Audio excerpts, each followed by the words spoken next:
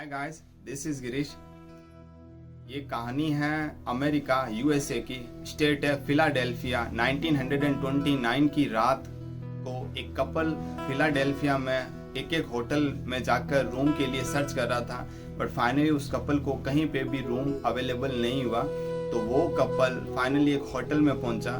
तो उस होटल का जो मैनेजर था उसने स्माइल देते हुए कहा, सॉरी सर, हमारे यहाँ कोई होटल तो के अंदर कोई रूम तो नहीं है, क्योंकि उस रात को उस शहर के अंदर एक कोई इवेंट होने वाला था, जिसकी वजह से उसके सारे के सारे जो होटल्स थे सारे के सारे बिजी थे, है ना। एक कहीं पे भी एक सिंगल रूम भी अवेलेबल नहीं था। तो मैनेजर ने कहा कि सर, मेरे यहाँ रूम तो अवेलेबल नहीं है, बट इंसानियत के खातिर आप मेरे रूम में रुक सकते हो जो होटल वालों ने मुझे दिया है। तो वो जो कपल था वो मान गया और उन्होंने वही नाइट है वो रात को रुके।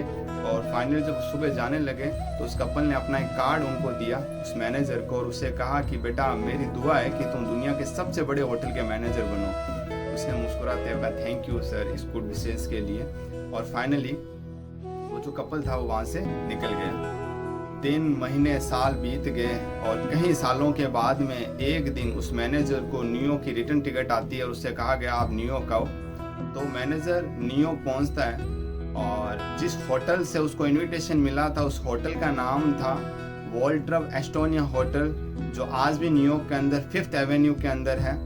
5th एवेन्यू 34 स्ट्रीट के अंदर 625 फीट ये होटल की टॉलेस्ट होटल है और 47 मंजिली है।